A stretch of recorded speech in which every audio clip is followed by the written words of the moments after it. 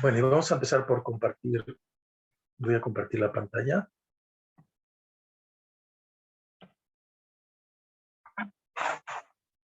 Y bueno, vamos a comenzar con estudiar un ejemplo de espacio métrico particular, pero que representa mucho interés. Un segundo, voy a abrir otra sesión para ir monitoreando que me van siguiendo. Bueno, mientras se abre, voy a platicar de qué se trata. Entonces, vamos a considerar el espacio LP.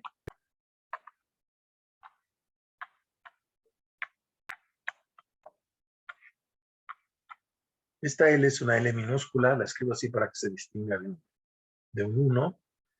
Y está formado por las sucesiones, los puntos, en este caso son sucesiones, de tal manera que los términos de la sucesión son números reales o complejos, y dependiendo del campo que utilicemos, pues hablaremos de LP con coeficientes reales o LP con coeficientes complejos, ¿verdad? Pero en lo que sigue en realidad va a ser casi irrelevante el campo, porque donde quiera que aparezca valor absoluto podemos poner módulo, y lo mismo que se vale para R, vale para los complejos. Entonces vamos a considerar el espacio LP. Hay una condición extra que define el conjunto LP, y la condición extra es que la suma de los términos de la sucesión a la pésima potencia sea una sucesión convergente. Entonces, para esto vamos a considerar solamente el caso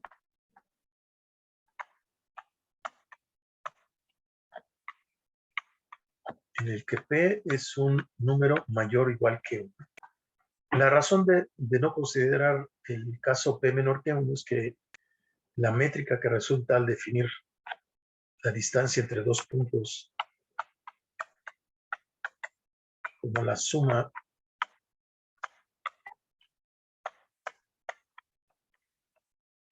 de las pésimas potencias de la diferencia de coordenadas en valor absoluto o en módulo, resulta ser una métrica.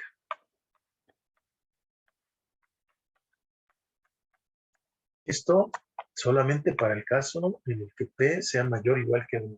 Si P es menor que 1, entonces esta definición que acabo de dar de distancia no es una métrica, y por eso no se considera el caso P menor que 1. Entonces, el ejercicio, o más bien la gran parte de la clase de hoy, nos vamos a restringir a mostrar que en efecto esto es una métrica, y para ello vamos a verificar las propiedades. Recuerden que las propiedades, entonces vamos a verificar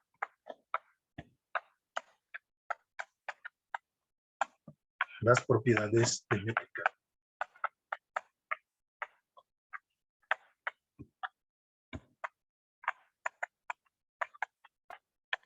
Y les recuerdo, la primera propiedad nos decía que esta debería ser una función real valuada, M1, M de métrica,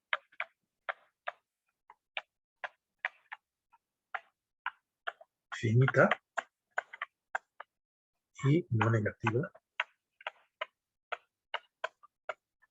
Esta es una propiedad bastante obvia de la definición que tenemos aquí. La segunda propiedad que define a una métrica es la propiedad de ser definida positiva.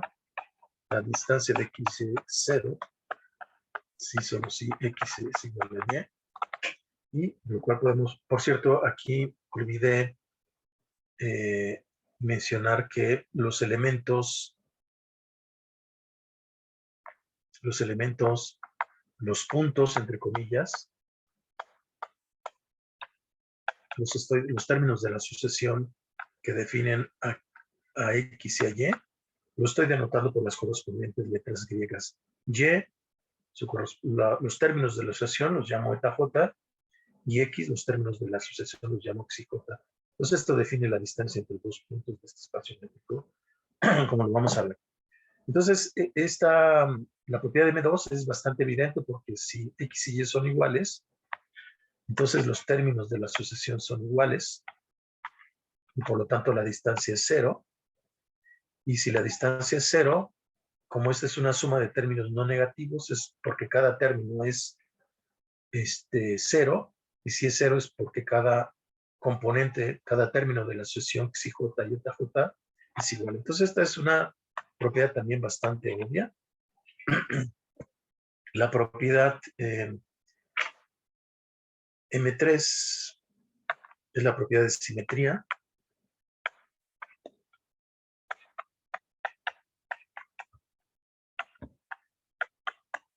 La cual también es bastante obvia porque en esta definición, volviendo a la definición de métrica, aquí aparecen psi y eta de manera simétrica.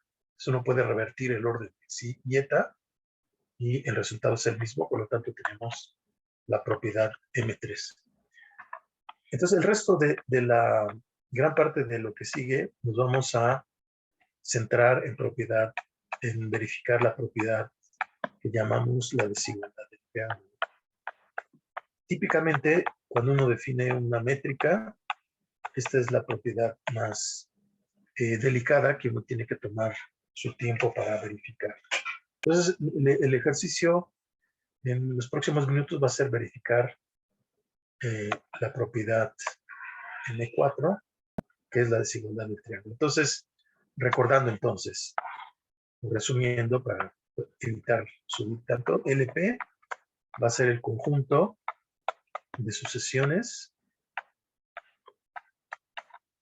reales o complejas con la propiedad de que la suma de los valores absolutos o los módulos, si son números complejos, forman una sucesión convergente. Bueno, entonces vamos a mostrar la desigualdad del triángulo siguiendo la siguiente estrategia.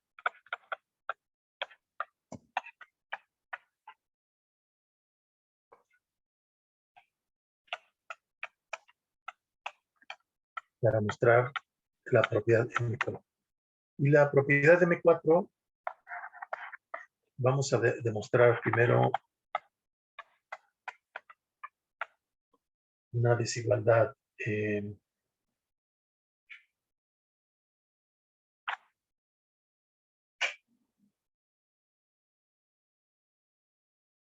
vamos a demostrar una desigualdad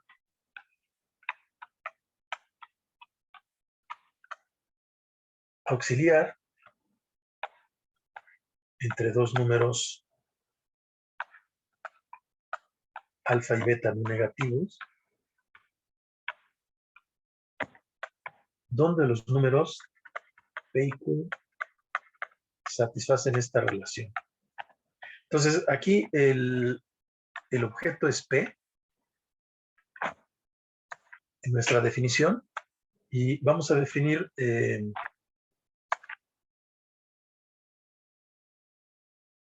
cuando los números P y Q satisfacen esta propiedad de 1 entre P más 1 Q igual a 1, se dice que estos números son conjugados.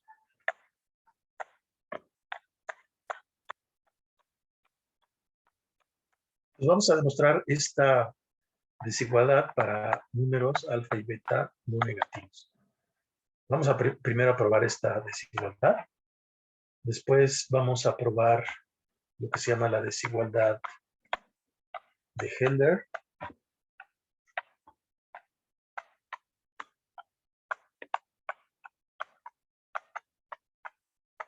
O Hölder, como lo decimos en español llano. Y la desigualdad de Hölder dice que con Q y P como antes, entonces la sumatoria, voy a obviar el índice de las sumatorias,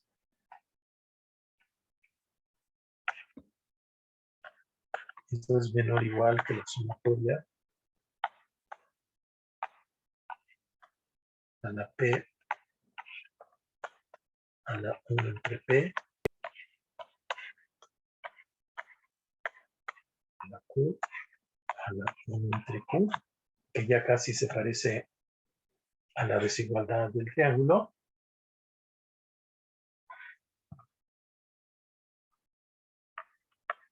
Después vamos a mostrar lo que se llama la desigualdad de Minkowski.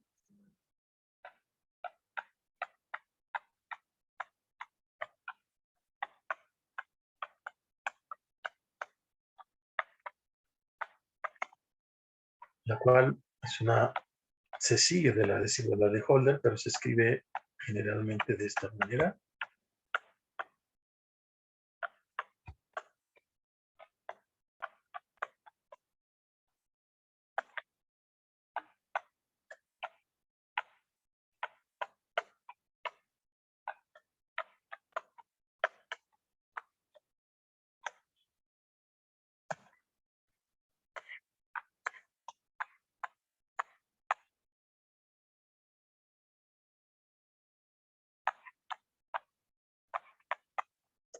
Y finalmente vamos a verificar la desigualdad de triángulo.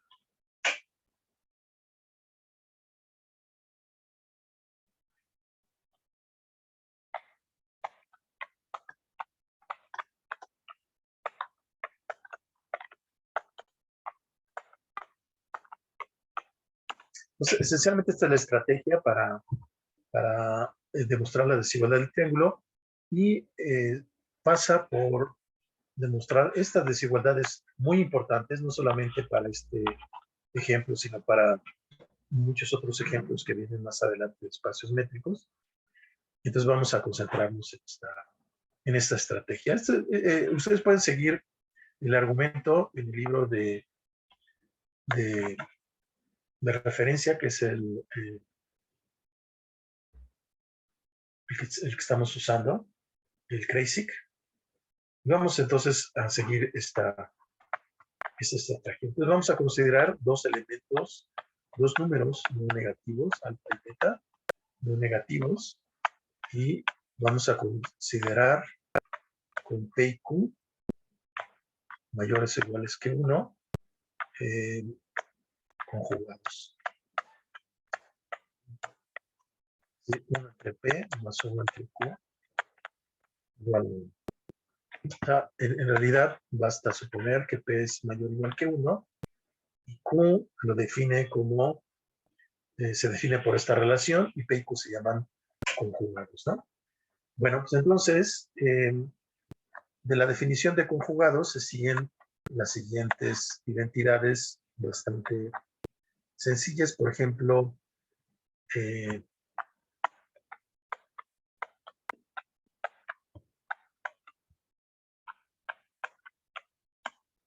simplemente si hacemos el quebrado tenemos esta desigualdad. Despejando tenemos P por Q igual a P más Q. Y haciendo un poquito de álgebra, por ejemplo, de aquí podemos, de la última igualdad, si restamos Q, esto nos da P. Si factorizamos Q, tendremos esto. Y si restamos 1 menos P,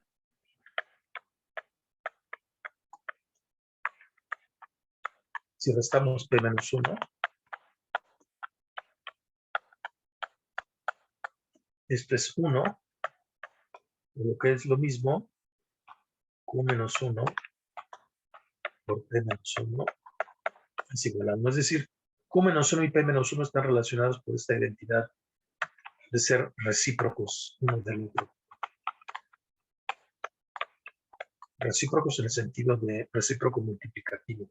Los Q menos 1 y P menos 1 son recíprocos multiplicativos uno del otro. Esto implica en particular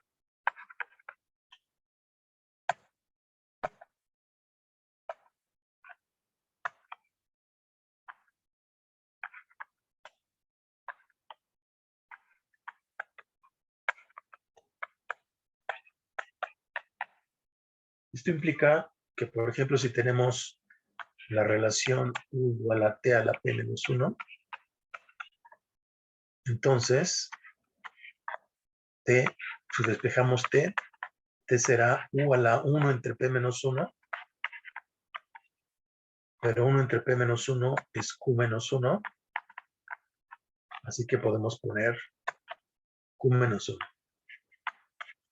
¿Verdad? Entonces, esta es la relación que guardan la función U igual a TP menos 1 y T igual a U menos 1. Bueno, de esta identidad entonces tenemos la siguiente propiedad. Notemos entonces lo siguiente.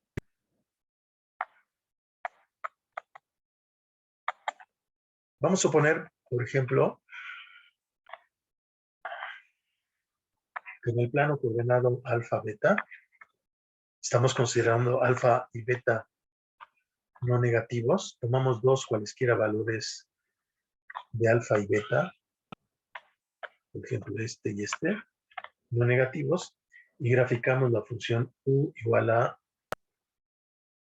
T a la P menos 1. Entonces, esto va a representar el eje U.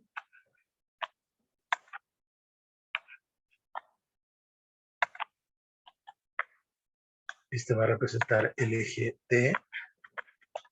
Y allí he seleccionado dos números alfa y beta sobre estos ejes. De tal manera que aquí tenemos la gráfica de U igual a T a la P menos 1.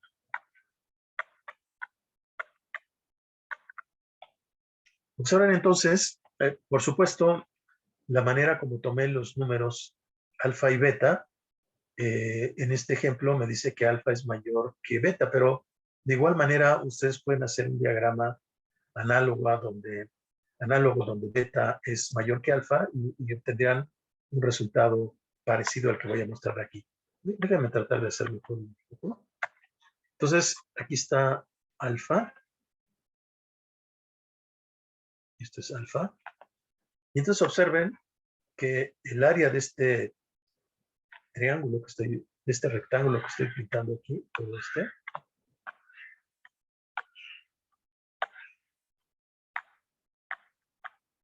el área de ese rectángulo que estoy pintando, estoy doble sombreando en este momento.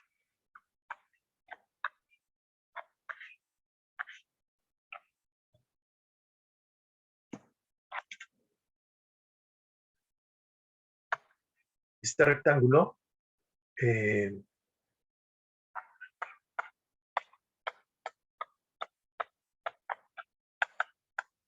comparando las áreas alfa por beta es menor o igual que lo voy a pintar quizá en otro color.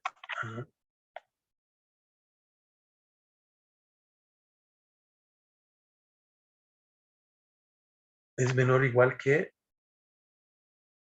el área, si yo le agregara esto de aquí. Entonces voy a pintar en rojo. Espero que no se confunda. Hay dos áreas aquí, un área en color rojo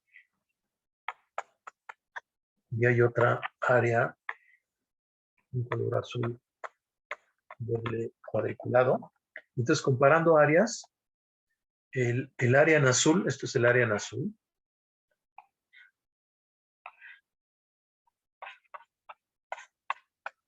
Esta de aquí. Es menor o igual que el área en rojo. Y el área en rojo, que voy a pintar aquí, consta de dos partes. Como podrán ver, la primera parte es el área bajo la curva de U igual a T a la P menos 1, que esa área se escribe como la integral de 0 hasta alfa, de T a la P menos 1, de T.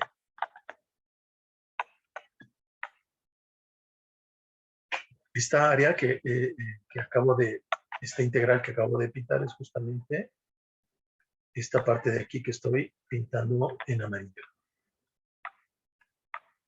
Es la integral de t a la p menos 1 de 0 a alfa. Y lo que resta, y que voy a pintar en amarillo, pero voy a pintarlo en amarillo. Sí, sí, voy a pintar en azul clarito esta área, que es la que voy a pintar aquí. Esa es el área de la función inversa, pero la integral tomada desde 0 hasta beta. Y la función inversa es justamente u a la q menos 1, por lo que acabamos de ver aquí, ¿verdad? Entonces, comparando esas áreas, tengo esta desigualdad. Alfa por beta es menor o igual que la integral de 0 a alfa de t a la p menos 1 de t, más la integral de 0 a beta de u a la q menos 1 de u, de u. Y bueno, si ahora simplemente hacemos las integrales que aparecen del lado derecho tendríamos t a la p evaluado entre alfa, t a la p entre p, evaluada entre 0 y alfa, eso es alfa a la p, dividido entre p. Y en la segunda integral, la integral sería u a la q entre q, evaluada entre 0 y beta, sería beta a la q entre q. Entonces, de esta manera, tenemos la desigualdad auxiliar que llamamos para dos números no negativos alfa beta y el exponente q conjugado al exponente p. Entonces ahí terminamos la primera parte. Entonces, regresando a nuestra estrategia, vamos primero a mostrar la desigualdad auxiliar entre números no negativos alfa y beta, p y q conjugados. Bien, bueno, pues ahora vamos a la desigualdad de Holder.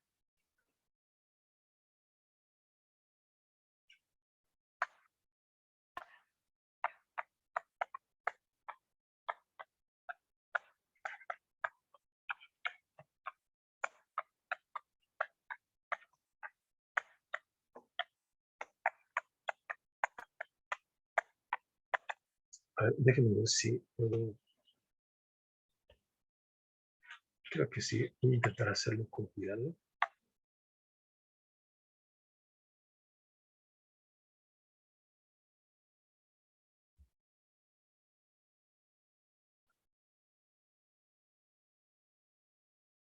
Quiero copiarlo.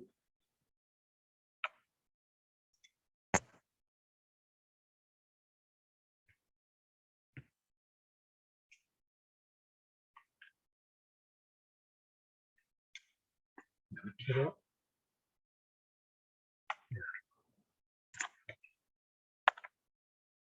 Bueno, entonces esta es la desigualdad de Holder que queremos demostrar. Y para ello vamos a considerar entonces, a ver, déjenme checar un segundito.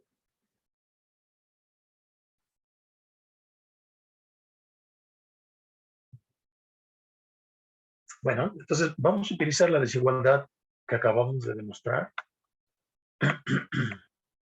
Vamos a llamarlo la desigualdad A. En la desigualdad A,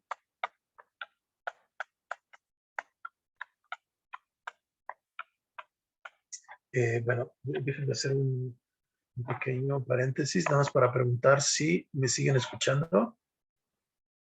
¿Me siguen? Sí, profe. Sí, profe. Gracias. Gracias. Bueno, entonces en la desigualdad A, vamos regresando entonces.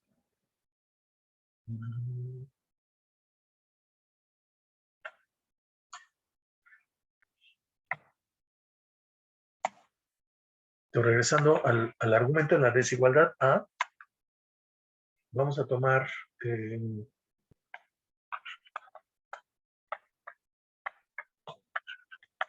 alfa igual a si j,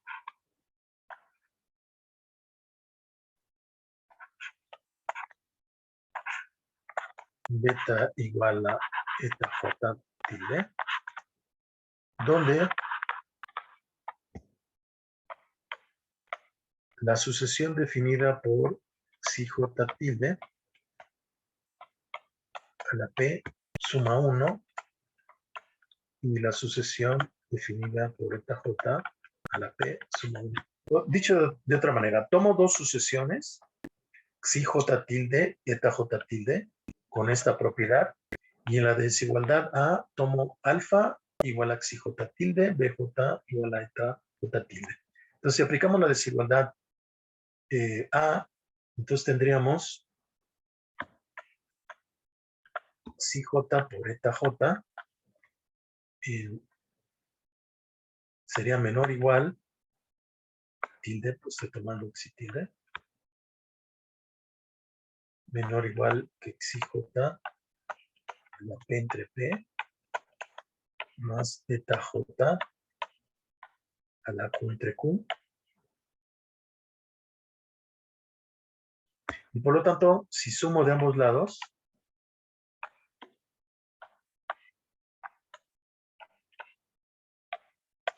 tengo esto.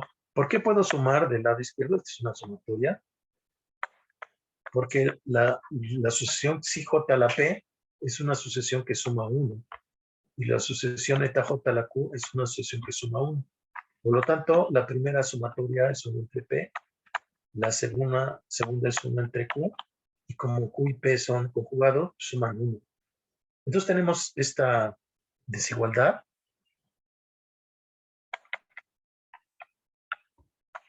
Para esas sucesiones que tomé eta j y pj, que suman 1, la suma de los productos suma menos o igual que 1. Bueno, pues ahora vamos a tomar, ahora tomemos X, cualquier sucesión psi j en LP, ya no necesariamente con la condición que está marcada aquí en doble línea, sino dos elementos cualquiera en LP. Eso quiere decir que la sumatoria de sus módulos a la P convergen, y con ellas construimos a la sucesión tilde, dividiendo simplemente cada componente entre la suma de psi j a la p a la 1 entre p. Y eta j igual a eta j entre la suma de eta j a la q a la 1 entre q a la 1 entre q, sí. Un segundo. Sí, aquí, déjenme ver, aquí perdón, aquí voy a hacer una pequeña corrección.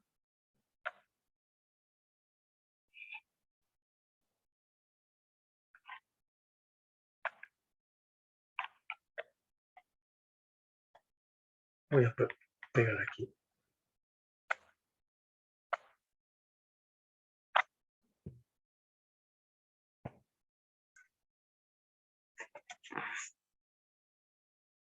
Bueno, mejor creo que es más rápido. Sí. Corrijo aquí un pequeño detalle.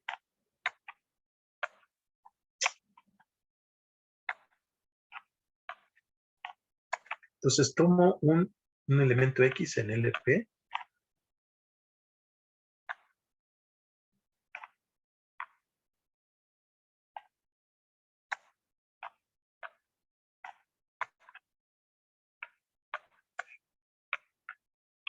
Y tomo otro elemento eta en LQ.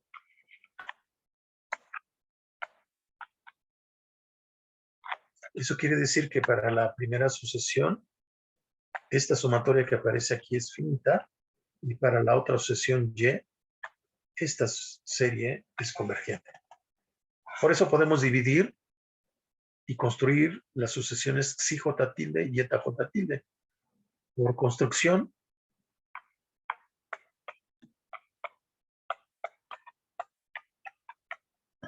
la sumatoria de psi j tilde a la P es 1 y la sumatoria de eta J tilde a la Q también es 1. Simplemente estamos dividiendo en la propia sumatoria, ¿no? Entonces, si aplicamos la desigualdad que acabamos de demostrar, que es esta que está aquí, entonces tendríamos lo siguiente, se le aplicamos esta desigualdad a estas sucesiones.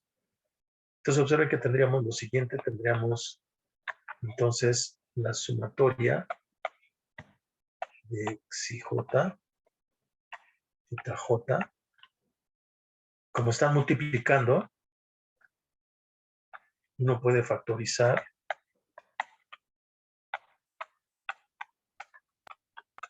del primer factor de esta sumatoria, del segundo factor de esta sumatoria, y tendríamos que esto es menor o igual que 1. Y bueno, ya nada más es cuestión de despejar aquí para tener entonces que la suma de xi j de eta j es menor o igual que la sumatoria de xi j de la p de p, la sumatoria de eta j de q, 1 entre q. Este es justamente, regresando un poco, la desigualdad de Hölder que queríamos mostrar, ¿no? Es un producto aquí, observen. Es producto lo que tenemos aquí, ¿no? Bueno, entonces con esto tenemos la desigualdad de Hölder, o de Hölder, como decimos en español. Y observen un caso particular, es como una nota.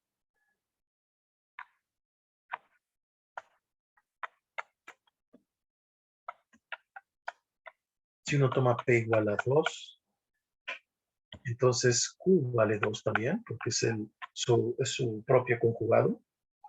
Un medio más un medio da 1. Entonces obtenemos lo que se llama la desigualdad de Cauchy-Schwarz.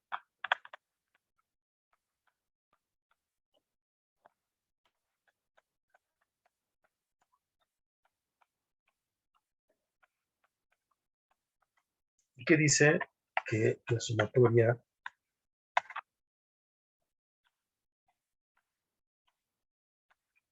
de xi j, eta j, valor absoluto o módulo, es menor o igual que la sumatoria de xi j cuadrado al medio, la sumatoria de eta j al cuadrado, esto es un medio, ¿no?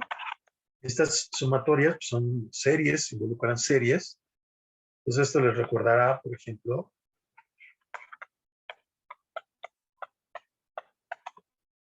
las desigualdades entre vectores, ¿no? Que dice el producto punto de dos vectores es menor o igual que su norma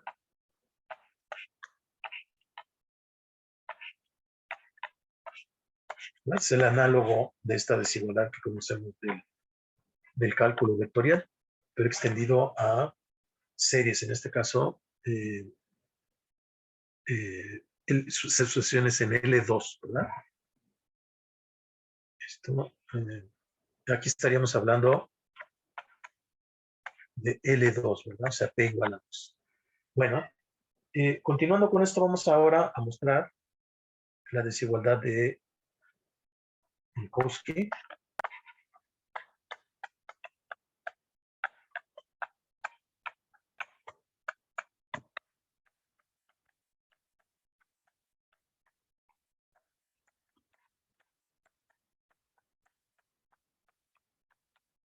Que voy a regresar un poquito al plan. Voy a aprovechar aquí.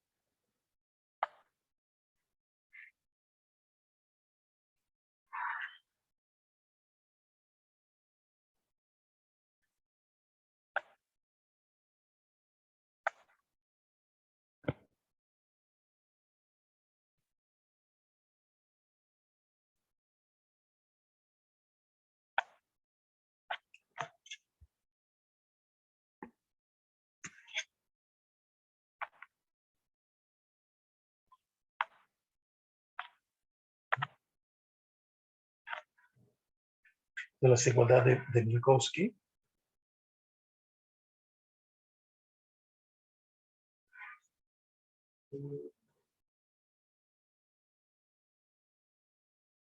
Vamos a ver primero un caso obvio.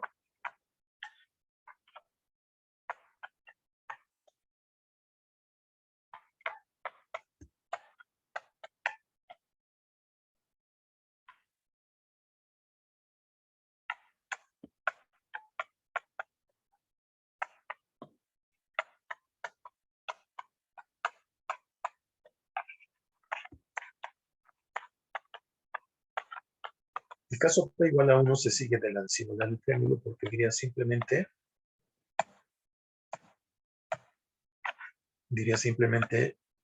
xj más zj. Esto es menor o igual que xj más zj. El caso P igual a 1. Y por lo tanto, si uno suma,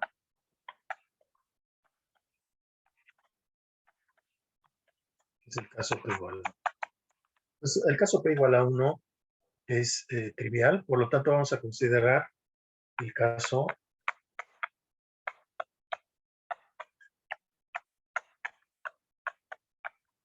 en el que P es mayor que 1. Y por comodidad, como vamos a estar trabajando con xj más zj a la P, vamos a factorizar una potencia.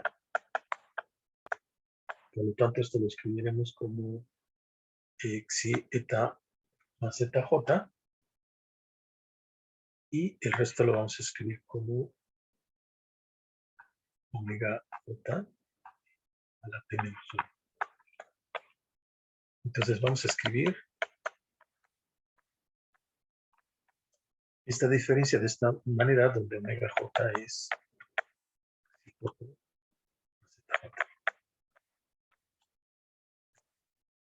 esto es solamente para fines de identificación y utilizar las desigualdades anteriores y utilizar de alguna manera utilizar la desigualdad anterior.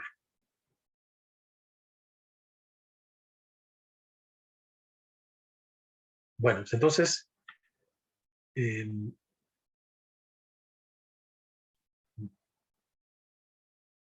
okay.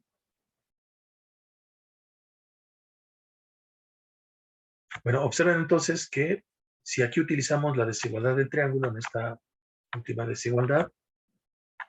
identidad, perdón, si utilizamos la desigualdad del triángulo, esto es menor o igual que xj por omega j a la P menos 1 más j omega j a la P menos 1. Y entonces vamos a utilizar esta última desigualdad y sumar sobre j.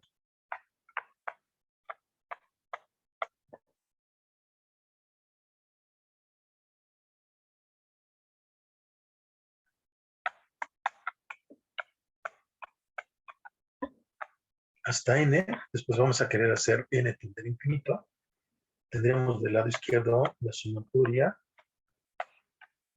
de omega j a la P sería menor o igual que la sumatoria de xj omega j a la P menos 1 más la sumatoria de eta j omega j a la P menos 1.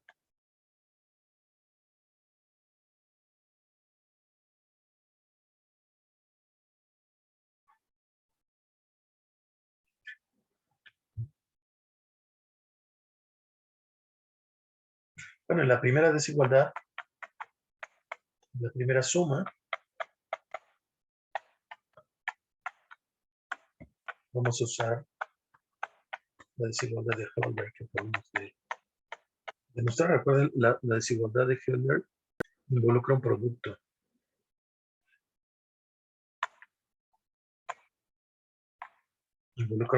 ¿No? Entonces, justamente en ese sentido la vamos a utilizar aquí.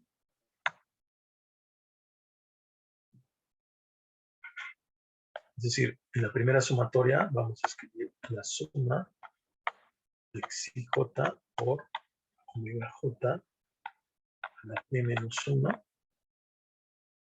Esto es menor o igual que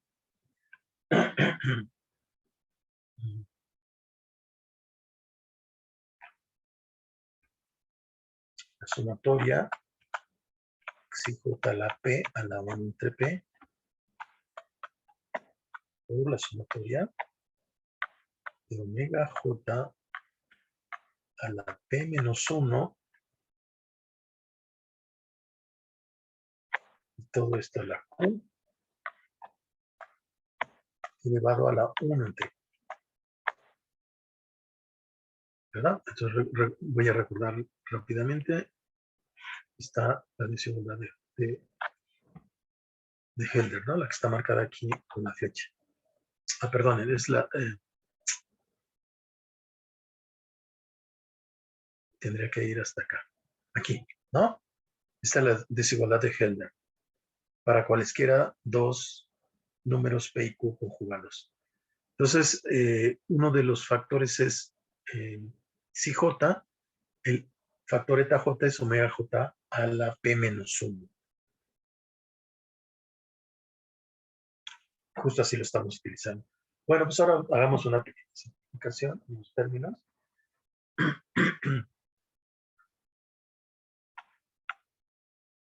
Observen que vamos a tener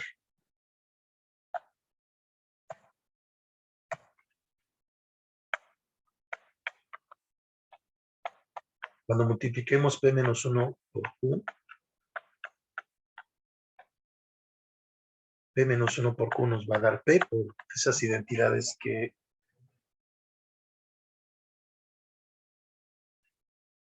por las primeras identidades que mostramos.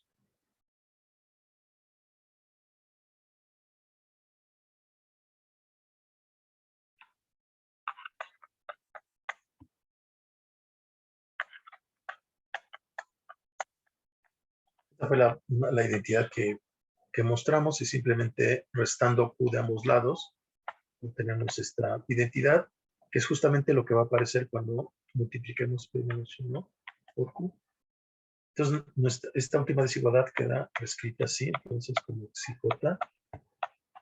omega j a la P menos 1 es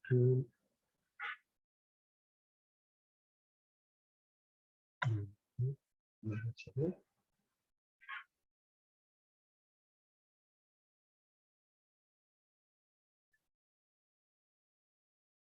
Bueno, entonces ya sabemos cómo simplificar la segunda suma.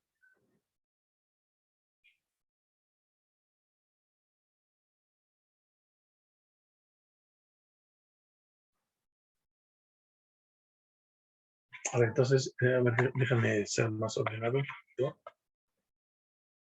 Entonces, en la primera suma,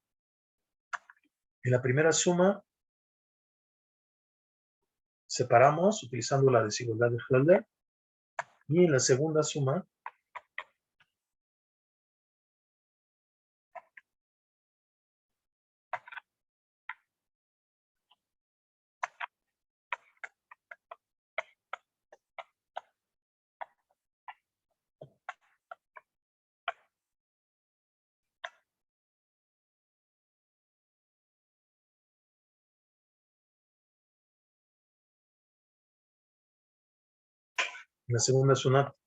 tendríamos algo similar. Tendríamos la suma de eta j, omega j a la P menos 1. Esto será igual que la suma de j a la P a la 1 de P por la sumatoria de omega j a la P menos 1.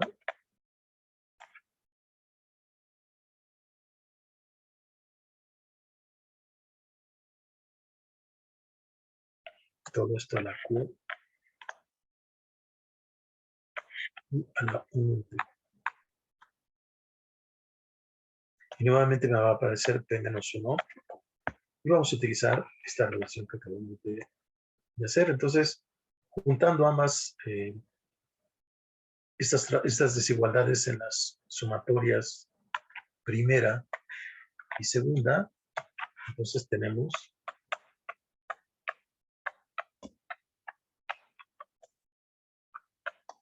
que la sumatoria de omega j a la p es menor o igual que la sumatoria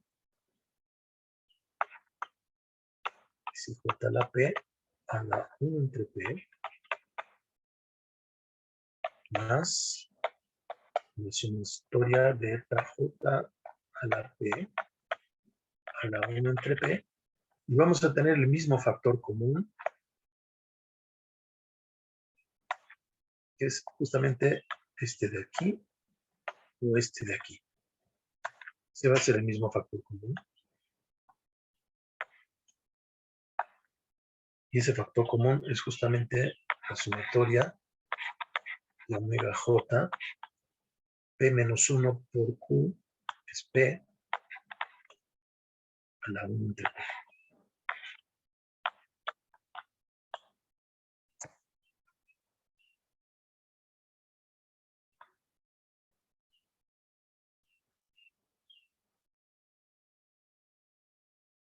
Bueno, pues ya casi estamos listos, porque entonces, fíjense que la diferencia entre el factor, el término que aparece a la izquierda y el que aparece a la derecha, es simplemente la potencia 1 entre q. Pues vamos a pasar, digamos, este término al lado izquierdo.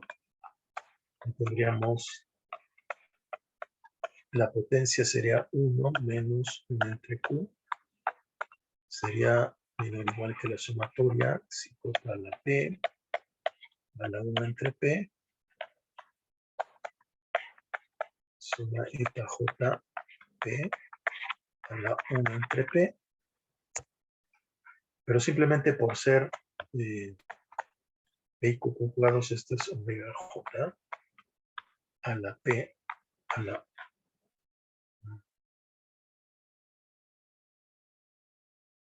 1 entre p. Y si recordamos que tienes omega j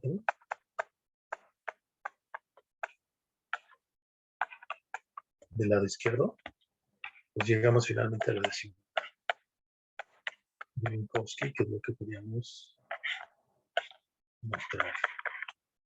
Observen que en esta desigualdad de Minkowski ya no aparece el conjugado Q, solamente aparece el conjugado, el propio número P, ¿verdad? Que hemos supuesto mayor o igual. Entonces, esto, entonces otra vez, haciendo una recopilación hasta dónde vamos en nuestra estrategia, mostramos primero en el inciso A la desigualdad auxiliar, para dos números negativos, alfa y beta, alfa por beta menor o igual que alfa la P entre P más beta la Q entre Q, con P y Q conjugados. Después mostramos la desigualdad de Helder, y ahorita acabamos de demostrar la desigualdad de Minkowski. Bueno, pues finalmente estamos listos para demostrar la desigualdad del triángulo. Vamos a regresar a la última página, al último cálculo. Pues vamos a mostrar finalmente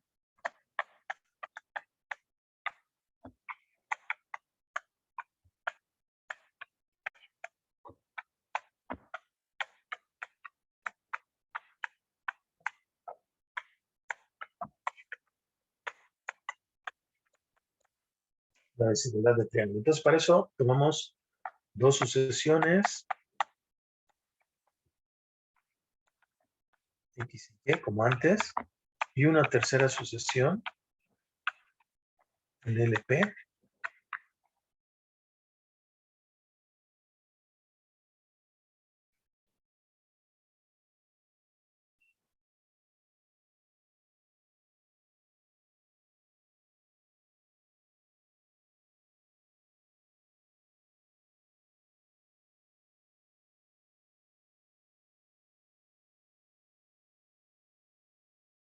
Bueno, entonces aquí A ver, entonces, bueno, entonces vamos a calcular entonces la distancia de X a Y, que por definición es la sumatoria de X y J más menos ZJ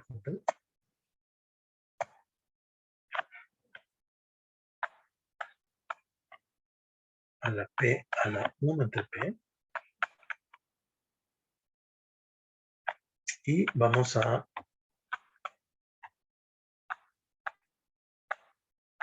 sumar y restar ZJ.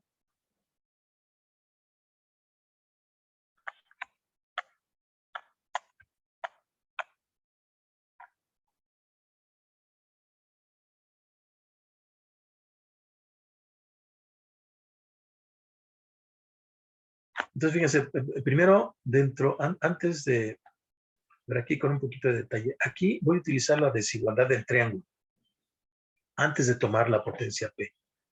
Entonces, antes de tomar la potencia P, puedo aplicar la desigualdad del triángulo, que es válida en los números reales, y después tomo la potencia P. Aquí hay que hacerlo con un poquito de cuidado, ¿no?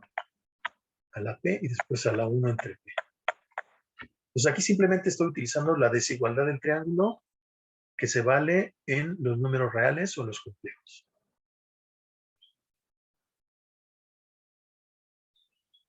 Y ahora sí voy a utilizar la desigualdad de Minkowski que acabamos de demostrar, donde esta primera parte haría las veces de eta j, de x y j, y esto haría las veces de eta j.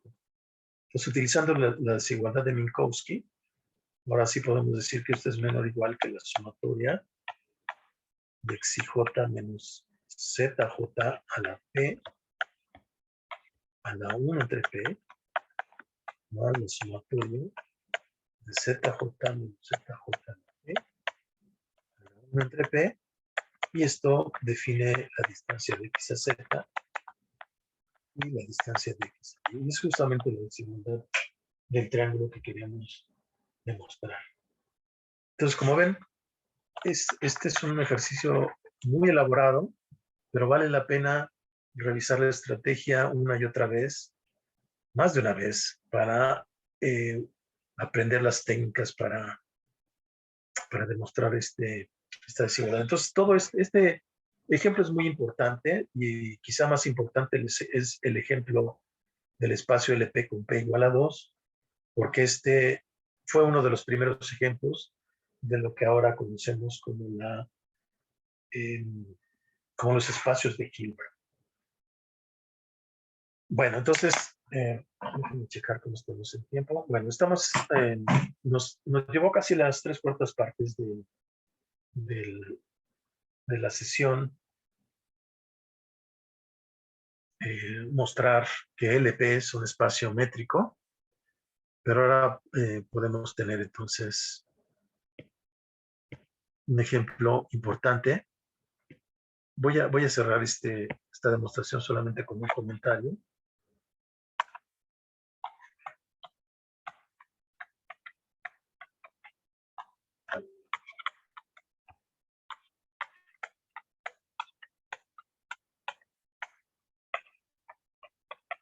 Es decir, L2, el conjunto de sucesiones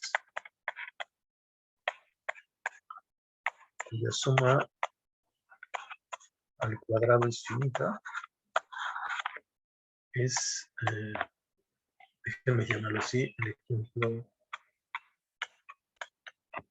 conspicuo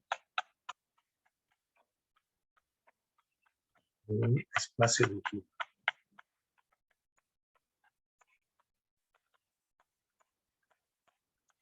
Digo conspicuo quiere decir que cuando uno se encuentra en un espacio de Hilbert, lo primero que hace uno es compararlo. ¿Qué tanto se parece a L2? Si es isomorfo a L2, si uno lo puede representar por L2 o por un subespacio de L2, etcétera.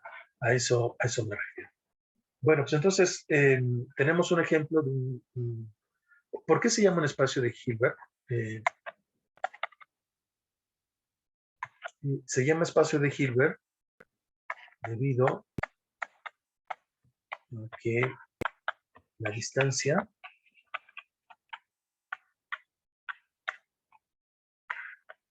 se define mediante una norma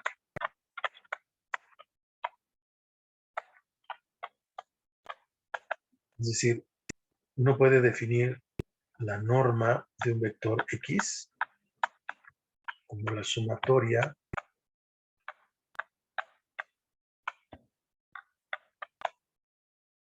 y entonces definir la distancia entre dos elementos como la norma de la diferencia. ¿Verdad? Aquí hay implícito una operación entre los vectores X, y es por el hecho de que LP es un espacio vectorial.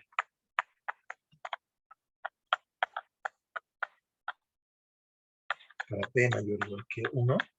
Es decir, si tengo dos elementos X y Y, la suma es un elemento, si tengo dos elementos X, Y en LP, y lambda un número real o complejo, dependiendo de los coeficientes de X, entonces lambda X más Y también es un elemento del conjunto LP.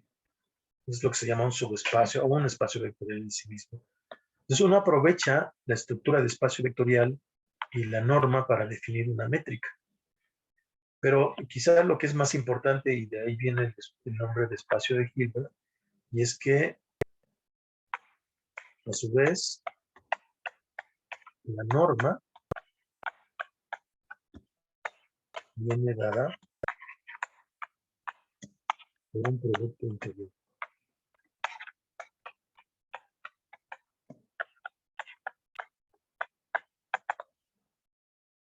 El producto interior entre dos elementos XY en L2, definido como la sumatoria de las componentes de Xi y de eta. Entonces la norma de un vector, si uno ve la definición de aquí, no es otra cosa más que el producto interior de un vector consigo mismo, ¿verdad? Entonces, la importancia de espacio de Hilbert viene del hecho de que la norma parte de un producto escalar y con la norma, siempre que tenemos un espacio normado, podemos definir una distancia. Déjame tratar de ser un poquito más general aquí. Digamos, en un contexto más abstracto, digamos que tiene uno aquí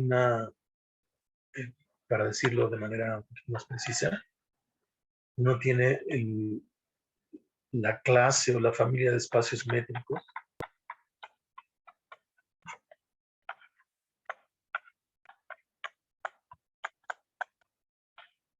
Estos forman una parte pequeñita de los espacios normados. Estos a su vez forman una parte pequeñita de los espacios vectoriales.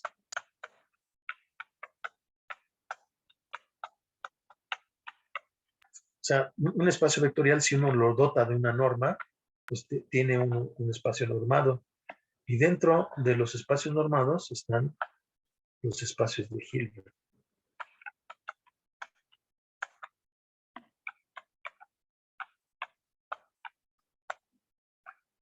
Entonces, los espacios de Hilbert, digamos, son una categoría donde uno puede medir distancias, y donde puede uno medir distancias puede uno hacer topología y hablar de continuidad.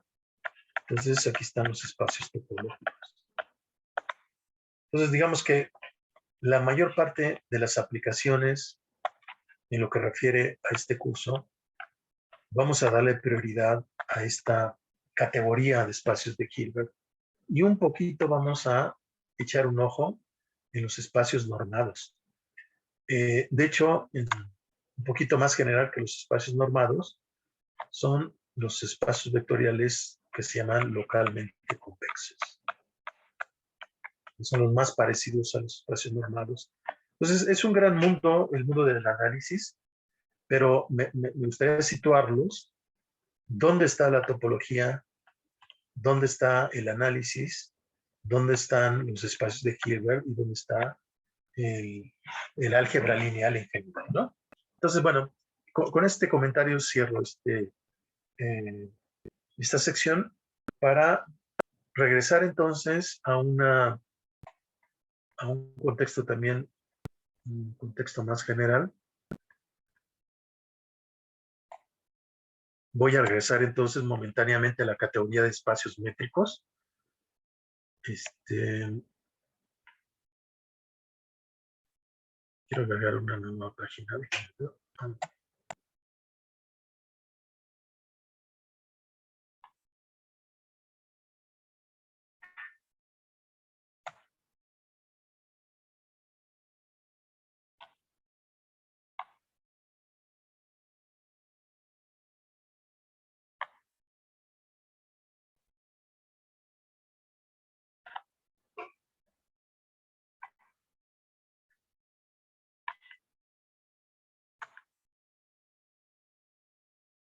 Bueno, voy a continuar aquí. Voy a continuar aquí. Entonces vamos a regresar a los espacios métricos por un momento. Entonces vamos a considerar un espacio métrico.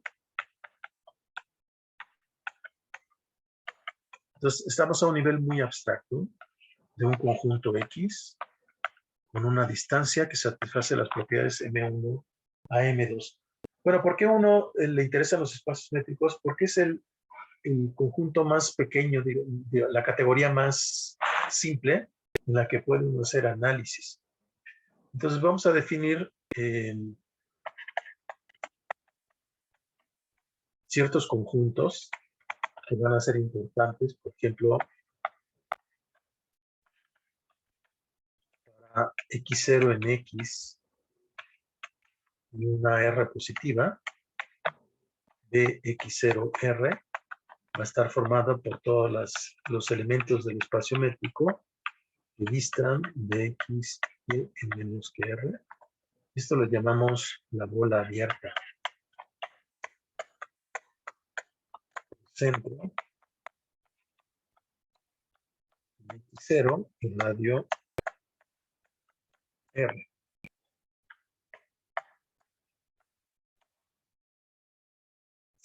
Si le ponemos B barra o B tilde, va a estar formado por todos los X, tales que todos los Y, tales que la distancia de X0, aquí quise poner X0, también es menor o igual que R, incluye a R. Se llama la bola cerrada. Y finalmente ese X0R está formada por todos los elementos del espacio métrico que distan de X0 en exactamente R. Esto lo llamamos la esfera.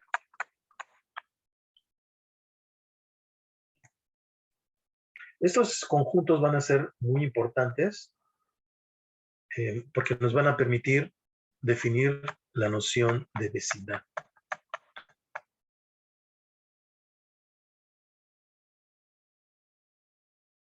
Entonces, a menudo vamos a definir una vecindad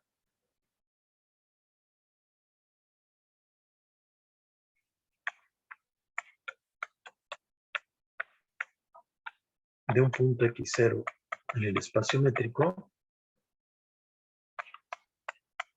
Es un conjunto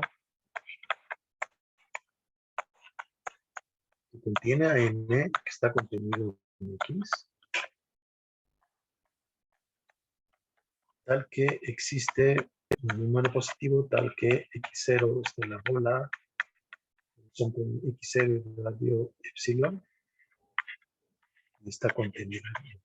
Entonces, dicho de otra manera más geométrica, una vecindad de X0 es un poco más general que una bola, es un conjunto un poquito más, puede ser más complicado. Puede contener su frontera o parte de su frontera como la esfera, pero tiene la propiedad de que siempre es posible encontrar una bola de un cierto radio contenida en la vecindad N. Entonces, se utiliza el término vecindad porque a veces es más laxo hablar de vecindades que hablar de bolas, que es mucho más preciso porque tienen un centro y un radio. Entonces, cuando uno define la noción de continuidad, si ustedes recuerdan la definición de continuidad de tipo epsilon delta, es una definición difícil de digerir y uno tarda hasta varios años en digerir la noción de continuidad. En cambio, cuando uno utiliza de manera equivalente la definición de continuidad en términos de vecindades, se vuelve mucho más intuitivo y más simple de entender la noción de continuidad. Bueno, pues entonces vamos a definir, ya que estamos aquí, lo que es un conjunto abierto. Un conjunto A del espacio métrico es abierto.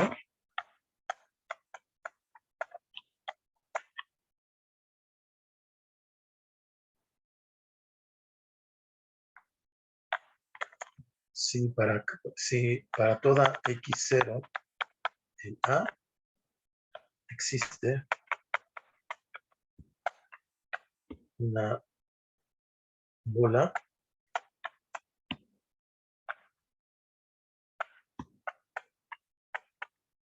con centro en x0 contenida en A. De manera equivalente,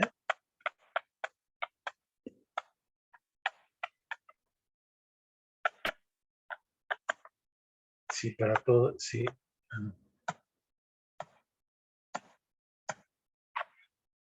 existe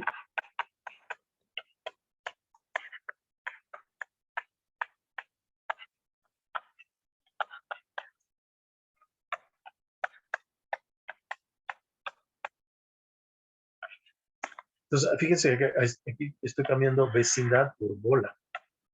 Y esto refleja un poco lo que acabo de comentar. Cuando en esta definición, la primera definición que dice para toda x0 en A existe una bola con centro en x0 y aquí debería yo poner de algún radio.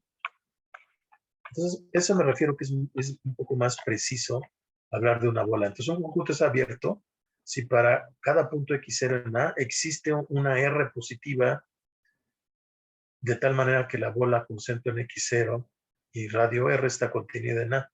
Pero si uno habla de vecindades, uno simplemente dice si puedes encontrar una vecindad de x0 contenida en A.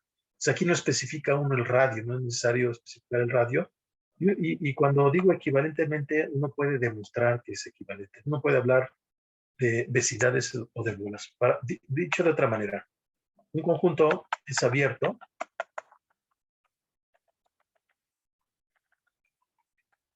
si para cualquier punto x0 yo puedo encontrar una bola de cierto radio con centro en x0 y contenida en x0. Perdón, como es una bola que no, abierta, que no contiene la frontera, por eso lo estoy poniendo punteada. Esa es la primera definición. Pero la otra es un poco más laxa, dice, y son equivalentes. A es abierto si para cualquier x0 uno puede encontrar una vecindad, puede ser más irregular probablemente, totalmente contenida en A y que contenga x0. Entonces, cualquiera de esas dos definiciones son totalmente equivalentes para un conjunto abierto.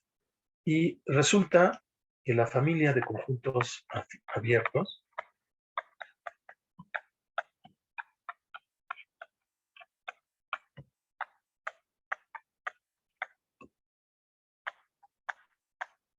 en el espacio métrico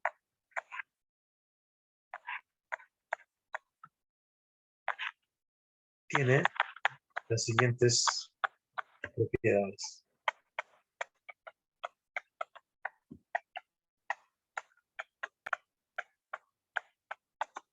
Los voy a enumerar aquí. La primera es que el vacío y el total son elementos de esta familia, es decir, el vacío y el total son abiertos, es otra manera de decirlo.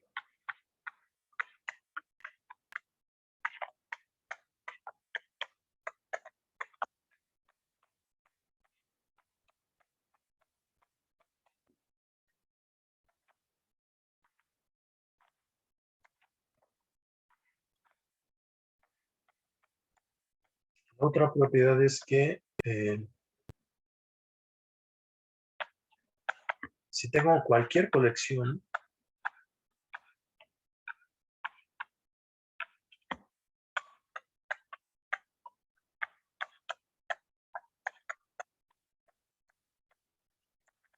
arbitraria, finita, infinita, numerable, no numerable,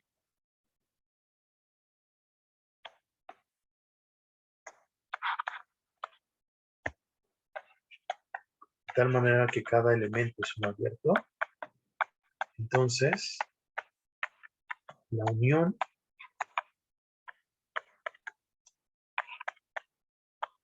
también es un abierto. Y uno lo dice coloquialmente de esta manera: la unión arbitraria de abiertos es abierto.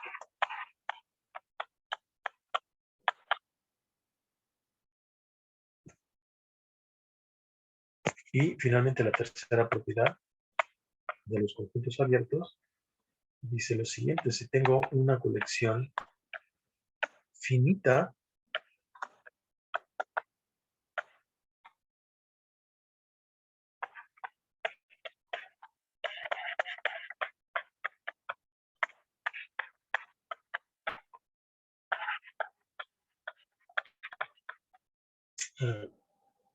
colección finita,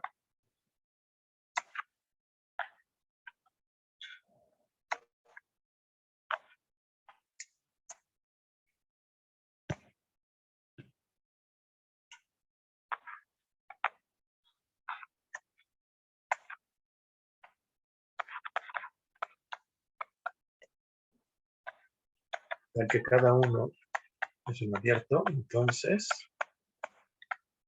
la intersección es un elemento de la familia. Y uno dice coloquialmente: la intersección finita de abiertos es abierto.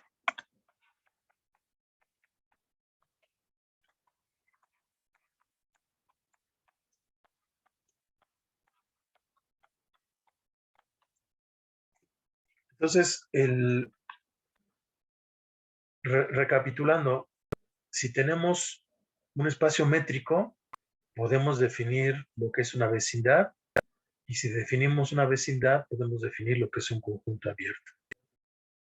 La familia de conjuntos abiertos satisface las propiedades T1, T2 y T3, que vamos a verificar en una siguiente sesión.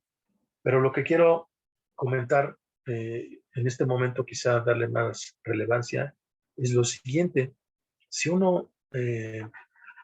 si en un conjunto cualquiera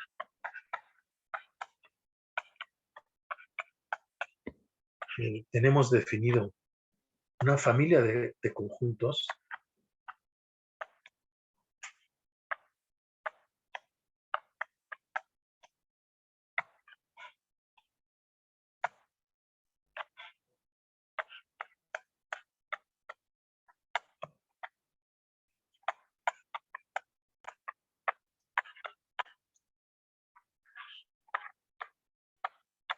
hablamos de familia para no hablar de conjunto de conjuntos. Para no decir conjunto de conjuntos, decimos familia de conjuntos. Entonces, si en un conjunto X tenemos definida una familia de conjuntos, tau X, con las propiedades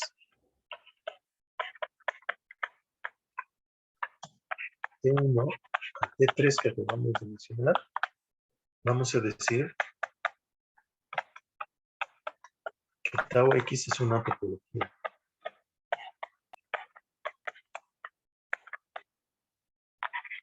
Y que el conjunto X con su familia distinguida de conjuntos es un espacio topológico.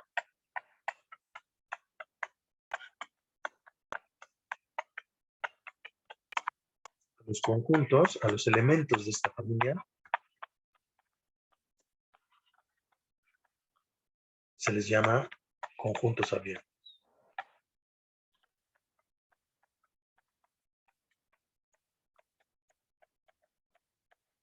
Entonces, lo que lo que vamos a mostrar por las propiedades T1 a T3 que acabamos de mencionar, es que todo espacio métrico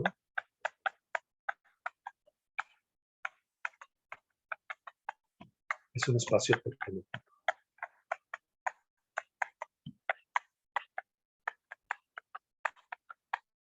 Por supuesto, vamos a ver que no todo espacio topológico es un espacio métrico. A los espacios topológicos cuya topología venga de una métrica, pues los vamos a llamar espacios metrizables, como el término lo indica.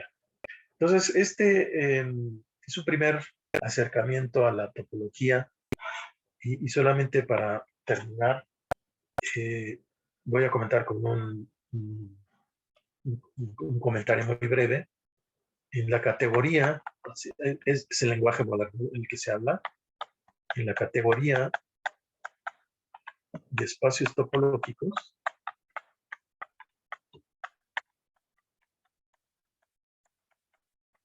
es que se estudia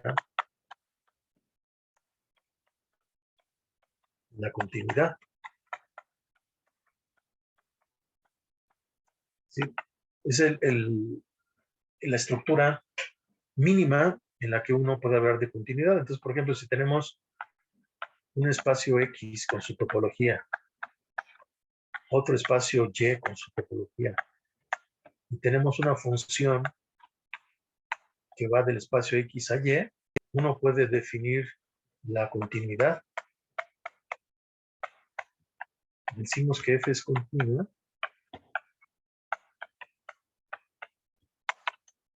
¿sí? Para todo abierto en el contradominio, la imagen inversa es un abierto en el dominio. Dicho de otra manera, una función es continua si la imagen inversa, la imagen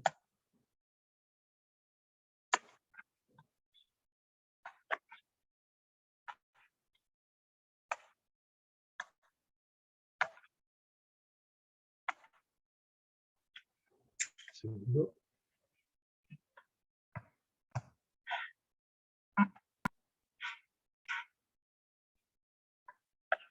si la imagen inversa de abiertos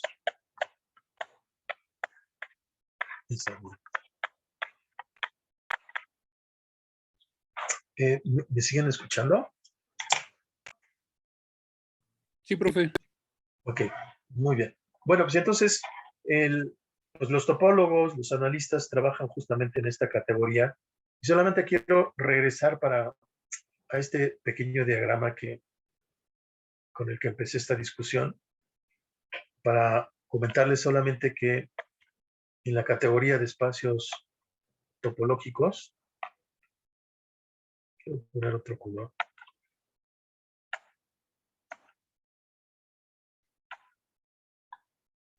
Todo espacio métrico es un espacio topológico, por supuesto hay espacios topológicos que no son espacios métricos. Entonces, esto es lo más profundo, digamos, que podemos llegar en esta construcción de espacios métricos, espacios topológicos. Pero este es un lenguaje que antes era muy abstracto, pero ahora ya es bastante del uso común. Entonces, todo espacio métrico es un espacio topológico, y en los espacios topológicos es donde uno estudia la propiedad de continuidad.